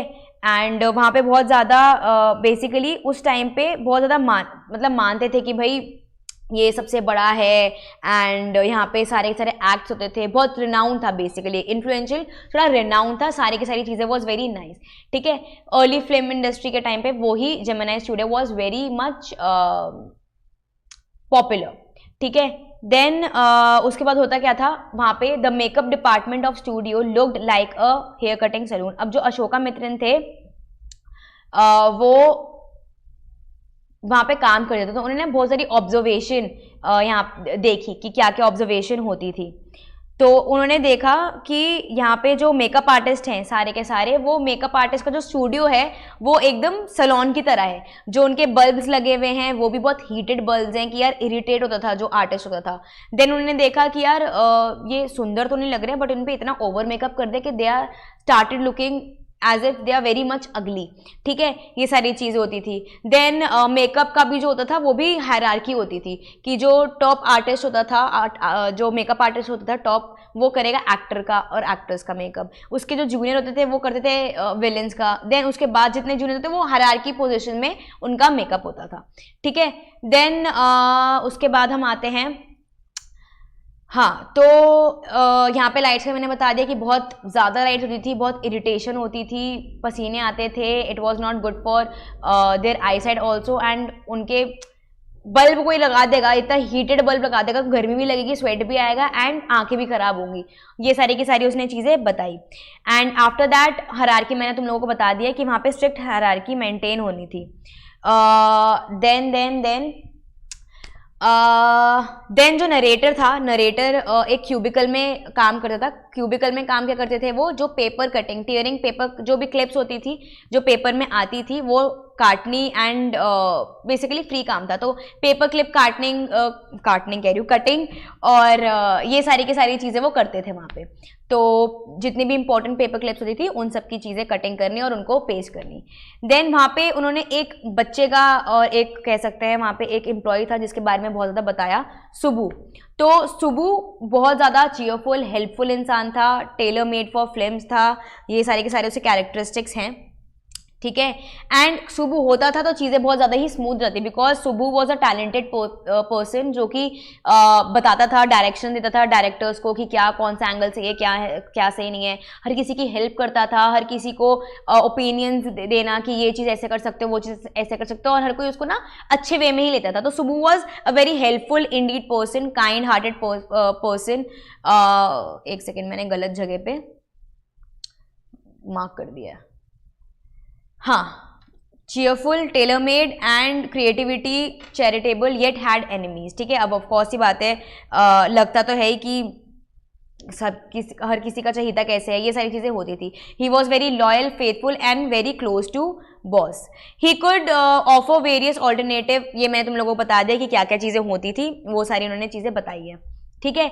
देन अब यहाँ पे क्या हुआ था, एक वहाँ पे स्टोरी डिपार्टमेंट में एक था लॉयर, ठीक है। अब लॉयर था लीगल एडवाइजर, ठीक है, और बट वो ना लोगों को बहुत अलग तरीके से देखता था, और मैं भी कह सकते हैं हम बहुत ज़्यादा अलग था, बहुत ज़्यादा रूड एंड एरोगेंट टाइप का था, बहुत ज़्यादा। तो एक बार क्या हो रहा था कि एक एक्ट्रेस ना थोड़ी सी इरिटेट हो रखी थी and she was yelling at people and उसका मूड अच्छा नहीं था। तो जब वो चिल्ला रही थी सब पे, तो उस लॉयर ने क्या करा, वो क्लिप उसने कैप्चर कर ली और क्लिप बाद में उस एक्ट्रेस को दिखाई। तो आफ्टर सीइंग हर फुटेज, तो उसको ना बहुत ज़्यादा अलग, मतलब बहुत ज़्यादा बुरा लगा कि यार ये मैंने क्या करा, एंड वो ज़्यादा इतनी ज़्यादा परेशान हो गई कि उसने मूवीज़ करना ही छोड़ दिया। तो वो एक ऐसा इंसान था जिसने एक इंसान का करियर ही पूरा ख़त्म कर दिया। तो he brought a sad end to a career of a brilliant promising young actor. Then तो ये चीज़ें वहाँ पे उस लॉयर ने कर दी थी। देन मोस्ट पीपल वोर khadi, worship Gandhi, knew nothing about politics, against communism, believe that a communist was. Basically यहाँ पे क्या होता था कि अब ना एक पार्टी थी, अब एक पार्टी बेसिकली यहाँ पे क्या होता था, कम्युनिज्म उस टाइम पे, उसकी बात बता देती हूँ, उस टाइम पे कम्युनिज्म बहुत था कि भैया हर किसी को हर चीज़ मिले, एंड कम्युनिज्म बहुत ज़्यादा फैला हुआ था साउथ के पार्ट में। कम्युनिस्ट पार्टी, पॉलिटिशियन, ये सारी की सारी चीज़ें बहुत चेंजिंग हो रही थी, चेंजिंग एनवायरनमेंट बहुत था। तो पूरी कम्युनिटी, हर कम्युनिटी को ये चीज़ें मिले, हर कोई खुश रहे, ये सारी की सारी चीज़ें होने लगी। तो Gemini studio was very much influenced, ठीक है, वॉज वेरी मच पॉपुलर। तो जो ये पार्टी थी, जो MRA था, MRA आई वहाँ पे, एक ये कम्युनिटी की पार्टी है, तो वो एक कम्युनिटी आई, वहां पे उन्होंने इनैक्ट करा अपना कि कम्युनिज्म के बारे में सबको बताया कि क्या है क्या नहीं है जेमिनी स्टूडियो में, because Gemini studio was very popular. तो उन पे इम्पैक्ट हुआ, जितने भी एक्टर्स एक्ट्रेस थे जो कि बैक स्टेज थे, साइड स्टेज में थे, जो भी ऑडियंस थी, वो उनको बहुत ज़्यादा इम्पैक्ट करके गए। वो सारे MRA के जितने भी लोग थे जिन्होंने एक्ट किया था, वो सारे बहुत ज़्यादा इम्पैक्ट इन्फ्लुएंस करके गए थे उन लोगों के ऊपर, ठीक है। तो बहुत ज़्यादा ही स्ट्रॉन्ग कॉन्ट्रास्ट हुआ था। तो अब एक बार क्या होता है, अब एक दिन होता है जेमिनी स्टूडियो में एक पोएट आता है, एक हम कह सकते हैं एडिटर, जो आप देख रहे हो स्क्रीन पे। The Gemini Studio again got an opportunity to welcome an English poet और an editor, but the people of Gemini Studio could not comprehend the purpose as well as the language of the poet और the editor, so his visit was a mystery. अब basically क्या, एक poet आता है, अब वो अपनी जैसे नॉर्मल, अगर मैं तुम लोगों को समझा रही हूँ, तो अब तुम एक ऑडिटोरियम में बैठे हुए हो, मैं तुम्हें समझा रही हूँ, बट वो इंग्लिश पोएट था, तो वो समझा रहा है किसी टॉपिक के ऊपर, वो बता रहा है, but the people was not able to understand him, and वो बहुत ज़्यादा समझ ही नहीं आ रहा था उनको कि क्या है, क्या बोल रहा है, क्या नहीं बोल रहा। और एडिटर को भी क्या ऐसा लगा कि यार मैं किससे बात कर रहा हूँ, मैं, ये बच्चे पागल हैं क्या, या फिर ये जो पूरे के पूरे लोग बैठे हुए एक्टर एक्ट्रेसेस, जितनी भी ऑडियंस है, ये कुछ बात क्यों नहीं कर रही है मुझसे। तो उनको ये लगा कि यार ये तो एकदम उनके लिए ब्लैंक फेसेस, ब्लैंक एक्सप्रेशन, ये सारी की सारी चीज़ें गई। Later on he came to know that the visitor, अब बेसिकली क्या हुआ, जो अशोका मित्रन थे, वो एडिटर वाली लाइन पे जा रहे थे, तो उनको लिखने राइटिंग का बहुत ज़्यादा शौक था, तो उन्होंने ना एक पब्लिशिंग मतलब उन्होंने चीज़ एक पब्लिश करी, तो उस पब्लिश करने के चक्कर में उनको जाना पड़ा बाहर, ठीक है। वो दूसरी कंट्री गए, दूसरी कंट्री में जब वो जाते हैं तो वो क्या देखते हैं कि जिस किताब में मुझे पब्लिश करना है उसका एडिटर कौन है, स्टीफन स्पेंडर। तो स्टीफन स्पेंडर वही इंसान थे जो उस ऑडिटोरियम में आए थे इम्पैक्ट करके, मतलब कुछ भी नहीं हुआ था और इन पे कोई जो उन्होंने बोला लोगों को समझ ही नहीं आया, कोई इम्पैक्ट ही नहीं गया उनके ऊपर। तो ये तो वही है जिन्होंने जो आए थे जेमिनी स्टूडियो, जहाँ पे मैंने उनको देखा था, एंड ये आए थे बट एज सच कुछ हुआ नहीं था। देन वो स्ट्रीट में घूम रहे होते हैं अशोकामित्रन, तो जो नॉर्मल जो फर्स्ट कॉपी वाले लोग होते हैं जो बैठे हुए होते हैं, तो उन्होंने बुक पढ़ी, तो बुक में बहुत सारे वहाँ पे चैप्टर्स थे, तो एक उनमें से ये था द गॉड दैट फेल। तो बेसिकली उन्होंने वहां पे पढ़ा कि यार ये राइटर कौन है इसका, तो जब राइटर देखा उन्होंने तो वो था स्टीफन स्पेंडर वापस से। तो उन्होंने देखा कि अच्छा ये जो उन्होंने पूरी कहानी पढ़ी उसकी, तो उन्होंने को समझ आया कि ये जब आए थे तो ये जो लोग ये जब बोल के गए, जो जिस टॉपिक पे बात करके गए वो कम्युनिज्म के बारे में था। वो लोगों से पूछ रहे थे कि आपका व्यू पॉइंट क्या है, आप क्या बोलना चाहते हो, आपका इस पे आउटकम क्या है, कि आप साथ देते हो कम्युनिज्म का या नहीं देते। तो उन्होंने उस टाइम पे वो पूरी चीज़ लिखी थी, चीज़ बताई थी, वो हमसे इनैक्ट करने आए थे, हमसे इंटरेक्शन करने आए थे, बट एज सच कुछ पॉसिबल हुआ नहीं था। तो आगे जाके उनको पता चला था कि ये जो हमारे पास हमारे जेमिनी स्टूडियो में जो आए थे बोलने के लिए वो स्टीफन स्पेंडर थे, और ये कहानी जो वो मिस्ट्री थी कि वो कौन था क्वेश्चन मार्क, वो मिस्ट्री सॉल्व होती है। तो that was poet and pancake. Pancake क्यों रखा गया था इसका, बिकॉज जो भी मेकअप प्रोडक्ट्स यूज होते थे, मेकअप ब्रांड जो यूज होता था, दैट वाज पैनकेक। जैसे अब तुम्हारे हुदा ब्यूटी और लैक्मे मेबलिन होते हैं, तो वैसे ही pancake was also a brand of makeup. तो ये पूरा था। तो सुबह के बारे में पूछ सकते हैं इसमें, देन लॉयर के एक्ट के बारे में पूछ सकते हैं, एंड वहाँ पे अशोकामित्रन क्या करते थे वो भी पूछ सकते हैं, एंड देन कैसे पता चला वो मैंने तुम्हें ऑलरेडी बता दिया कि मिस्ट्री कैसे सॉल्व हुई, कि जब वो गए वहाँ पे उन्होंने देखा फर्स्ट कॉपी वाली जगह पे कि क्या है क्या नहीं है, और जब द एडिटर जो थे वहाँ पे जिस चीज़ के लिए वो लिख रहे थे, जो चीज़ जहाँ पे वो पब्लिश करना चाहते थे, जो उनका एडिटर था वो कौन था, स्टीफन स्पेंडर था। तो इन चीज़ों से उनको पता चला कि ये जो मिस्ट्री थी वो रिजॉल्व हो गई। तो थोड़ा सा अलग है ये, बट इतना भी परेशान नहीं होना इस चैप्टर के अंदर। कुछ कुछ चीज़ें हैं, बस वो मिस्ट्री कैसे रिजॉल्व हुई, वो जो बंदा आया था वो कौन था, किसी को पता नहीं था, वो बोल के क्या गया, किसी को समझ नहीं आया था, तो वो आगे जाके उसका खुलासा हो जाता है। अब होता है द इंटरव्यू। अब इंटरव्यू के हैं 2 पार्ट, ठीक है। अब इंटरव्यू में क्या है कि कुछ कुछ लोग इंटरव्यू के अगेंस्ट होते हैं, कुछ कुछ लोग इंटरव्यू के साइड में होते हैं। तो इंटरव्यू बेसिकली क्या बहुत ज़्यादा महत्व प्ले करता है, तो मैं ज़्यादा लेक्चर नहीं देने वाली, I am coming to the point. Basically interview has become a common place of journalism. Opinions on the functions, method and merits of interview vary considerably. तो बेसिकली क्या होता है कि भाई इंटरव्यू एक बहुत वास्ट प्लेटफॉर्म है जहाँ पे आपको इन्फॉर्मेशन पता चलती है, गॉसिप पता चलती है, एंड न्यू थिंग्स या कुछ हम कह सकते हैं न्यू इन्फॉर्मेशन पता चलती है, सारी की सारी चीज़ें होती रहती हैं। तो यहाँ पे बेसिकली क्या है कि भाई अच्छी भी बात है और बुरी भी बात है इंटरव्यू की। Some claim it to be highest form a source of truth and it in its practice as art. तो भाई इंटरव्यू एक आर्ट है, हर कोई जो मुझे पूछना होगा मे बी दूसरा बंदा थोड़ा और घुमा फिरा के वही क्वेश्चन पूछ सकता है, it is an art. Then some basically यहाँ पे था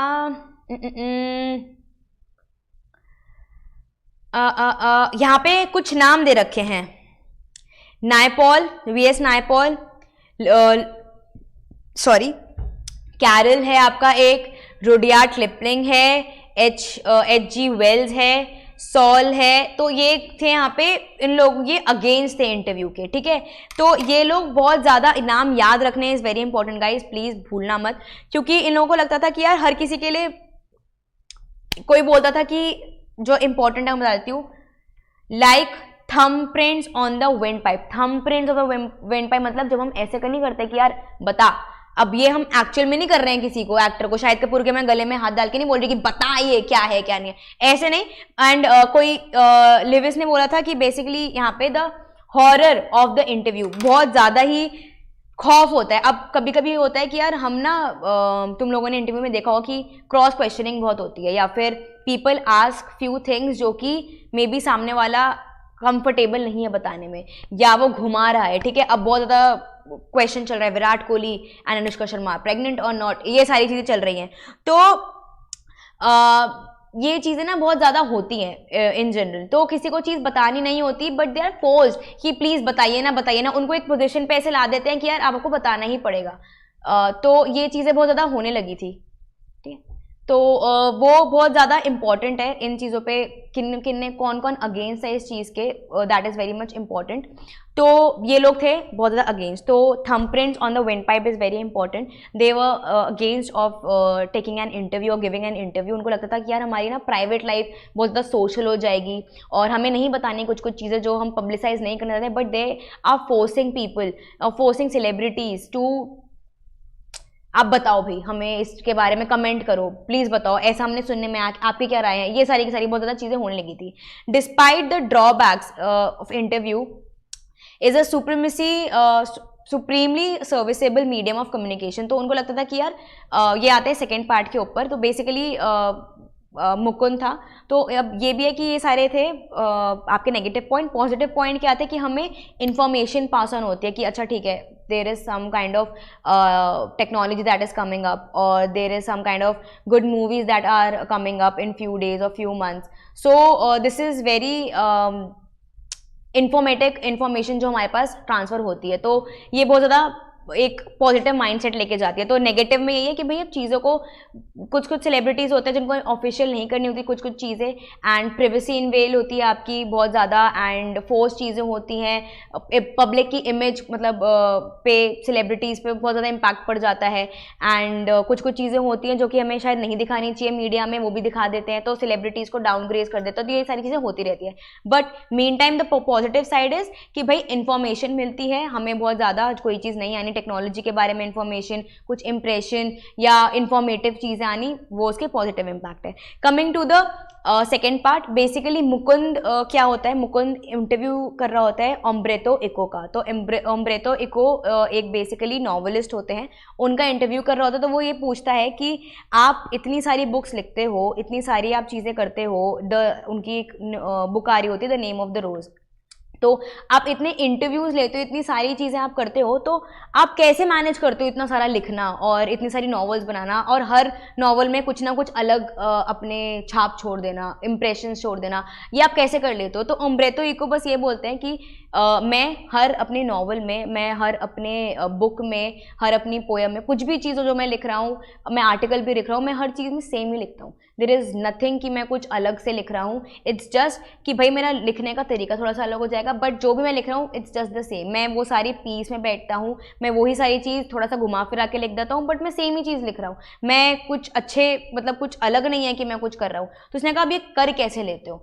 तो वो कहते हैं कि यार मैं हर एक टाइम को यूटिलाइज करता हूँ। अब वो टाइम क्या, यहाँ पे एक फ्रेज का फ्रेज यूज हुआ है, एम्प्टी स्पेसेस को वो फिलअप करते हैं। एम्प्टी स्पेसेस क्या कि वो बोलते हैं कि अब आप नीचे से ऊपर जब आए हो आप मेरे पास, तो आप लिफ्ट में थे 10 मिनट, तो मैंने उस 10 मिनट का भी यूज़ करा है। ऐसा नहीं है कि मैंने उन 10 मिनट को वेस्ट कर दिया पूरा का पूरा। तो वो कहते हैं कि भाई हर एक चीज़, जब भी whenever you are getting time, जो भी आप कर रहे हो, काम कर रहे हो, कहीं आप बाहर जा रहे हो, तो आप उनमें भी चीज़ें खोज सकते हो, देख सकते हो, और उसमें भी आप चीज़ें बना सकते हो, लिख सकते हो इन अ पॉजिटिव मैनर।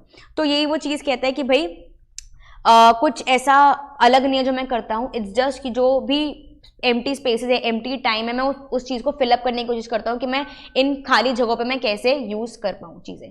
तो वो द इंटरव्यू, वो ये सेकेंड पार्ट है इंटरव्यू का, जब मुकुंद कर रहा होता है इंटरव्यू उम्ब्रेतो इको का, किस पे कर रहा होता है, कौन सी उनकी बुक आ रही होती है, द नेम ऑफ रोज, और वो उस चीज़ पे, द एम्प्टी स्पेसेस पे एम्फेसाइज करते हैं, nothing else. And coming to the last chapter, going places. तो गोइंग प्लेसेस में मैं वैसे बता देती हूँ, गोइंग प्लेसेस में एक लड़की होती है सोफ़ी। तो Sophie and Jansie are both in the last year of high school and both knew that they are destined to work in the biscuit factory. जो उनकी पूरी फैमिली थी वो बिस्किट फैक्ट्री में काम करती थी, तो उनको ये पता था कि they are coming from a poor family and उनको इतनी सारी चीज़ें नहीं मिल पाती हैं जो कि एक नॉर्मल बच्चों को मिल पाती है। तो they are deprived of few things and yet Sophie has few things in her mind कि भाई मैं एक बुटीक शॉप ओपन करूँगी, मैं एक्ट्रेस बनना चाहती हूँ, मैं ये करना चाहती हूँ, वो सारी उसकी चीज़ें बहुत ज़्यादा, और हर महीने उसकी एक ड्रीम चेंज होती है। जैसे हम भी सोचते हैं कि भाई बचपन में सोचा डॉक्टर बनेंगे, उसके बाद सोचा कि हम IIM में जाएंगे और हम पुलिस ऑफिसर बनेंगे, तो बट उस ऐसे ही सेम चीज़ उसके बाद महीने के महीने चेंजेस आते थे। तो yet Sophie always dream of big and beautiful thing, glamour and glory. Her ambitions are not rooted in reality. मतलब एक ऐसी चीज़ होती है कि यार आप जो सोच रहे हो वो थोड़ा सा रियलिस्टिक रखो अपनी चीज़ों को। तो जो उसकी दोस्त थी, जेंसी थी, वो उसको बताती थी कि यार थोड़ा सा ना रियलिस्टिक रख, अगर तेरे को चल ब्यूटी पार्लर भी खोना है तो उसके लिए काम कर, मेहनत कर, बट एकदम से, और हम इतना ज़्यादा प्रोमिनेंट चीज़ें नहीं कर सकते हैं, या फिर हम तेरे पास स्विंग मशीन नहीं है, तेरे पास पैसे नहीं है, तू कुछ कर नहीं रहे, तो तू कैसे बुटीक खोल लेगी एक अपना। तो वो उसको बताती थी भाई रियलिटी देखते, हमारे पास पैसे भी नहीं है इतने कि हम वो चीज़ कर पाए, तो स्टे इन रियलिटी। तो उसको समझाती थी, बट सोफ़ी वो अपने मन की सोचती थी, वो बिल्कुल नहीं ये सारी चीज़ें करती थी, बिल्कुल नहीं सोचती थी। देन शी वॉज, जेंसी जो थी वो बहुत प्रैक्टिकल थी और बहुत ज़्यादा रियलिस्टिक थी। Sophie lives in male dominated family where her mother was only a shadow. तो वो मेल डोमिनेशन में रही थी हमेशा। The men were football fans and the conversation around the dinner table were about Danny Casey. Danny Casey football player था, तो उसके बारे में बात हो रही थी। तो डैनी केसी के बारे में उसने बताया कि यार अपने भाई को और जेंसी को कि यार मैं ना डैनी कैसी से मिली हूँ, मैं डैनी से मिली हूँ। एंड एक बार क्या हुआ था कि मैं स्ट्रीट पे जा रही थी नॉर्मल, और उसने मुझसे बात करी और हमारी बात हुई, तो उसने मुझे वादा किया कि वो ना मेरे को दिस दिन वापस से मिलेगा। तो एंड डैनी तो सबका हीरो था क्योंकि he was a very popular person, and वो फुटबॉल ये सब चीज़ें खेलता था, तो उसके फैमिली में पता था। तो दे वर ऑल्सो शॉक कि यार ये एकदम से एक रैंडम स्ट्रीट पे, जैसे ऐसा हो जाए कि भाई शाहिद कपूर हमें नॉर्मली वॉक करते हुए दिख गया हो, तो ऐसा पॉसिबल ही नहीं है। तो उनको भी डाइजेस्ट करना ये बहुत ज़्यादा पॉसिबल नहीं था बिल्कुल भी, कि यार ये हो ही नहीं सकता कि डैनी तेरे को ऐसी तू चल रही हो तेरे को मिल जाए। बट उसने बहुत ज़्यादा कॉन्फिडेंस दिया कि उसने मुझे यहाँ बोला आने के लिए, और उसने अपने भाई को बोला और अपनी दोस्त को बोला ये चीज़। Sophie want some attention from her father and brother and telling them that she met Casey was her way of drawing their attention towards her. अब उसको क्या, वो बच्ची थी बहुत ज़्यादा, तो उसको टेंशन चाहिए थी कि भाई मेरे पे फोकस आए, मेरी बात पे हो या मेरी वाहवाही हो, वो ही सारी चीज़ें करती थी। तो उसको उन्होंने, मतलब उसने ऐसी स्टोरी मेडअप करी, बट उनको ऐसी रियलिस्टिक लगी नहीं, बट उसने थोड़ी सी रियलिस्टिक बनाई। But she carries a fantasies too far when she start to live them. अब यहाँ पे क्या होता था बेसिकली, अब उसने बोला कि ये मुझसे उस स्ट्रीट में मिलने वाला है, देन उसके भाई गया, बट अपेरेंटली डैनी कैसी तो है ही नहीं, उससे मिला ही नहीं है, तो वो कैसे आ जाएगा एक रैंडम स्ट्रीट के ऊपर मिलके, तो वो आया ही नहीं। बट उसके तो फैमिली में पता था कि यार नहीं ये तो एवी बोल रही है, तो उसने उस चीज़ को भी कवर अप करने की ट्राई करी, नहीं है मे बी वो बिजी होगा, नहीं आ पाया, एंड वो अपनी फैंटेसीज में ही रह पाती थी पूरे टाइम। तो that was the story of going places. उसने कभी नहीं माना कि मैं डैनी किसी से नहीं मिली, वो आया भी नहीं, तब भी उसने यही बताया कि नहीं मैं मिली हूँ, वो नहीं आया, कुछ रीजंस होंगे उसके ना आने के, बट मैं उससे मिली हूँ। तो that was all about going places, and I wish कि तुम लोगों को सारे के सारे चैप्टर समझ आए हो। सोफ़ी और उसकी दोस्त का contrast, each and everything is very important, and कैसे उसने अपने भाई को समझाया वो भी इम्पॉर्टेंट है। तो आराम से करना, कोई जल्दबाजी नहीं है, इसे क्वेश्चन आंसर ट्राई आउट करने की। And if you have any doubt तो मैं तो हुई कमेंट सेक्शन में मैं हेल्प कर दूंगी। So all the very best guys, take care, good bye.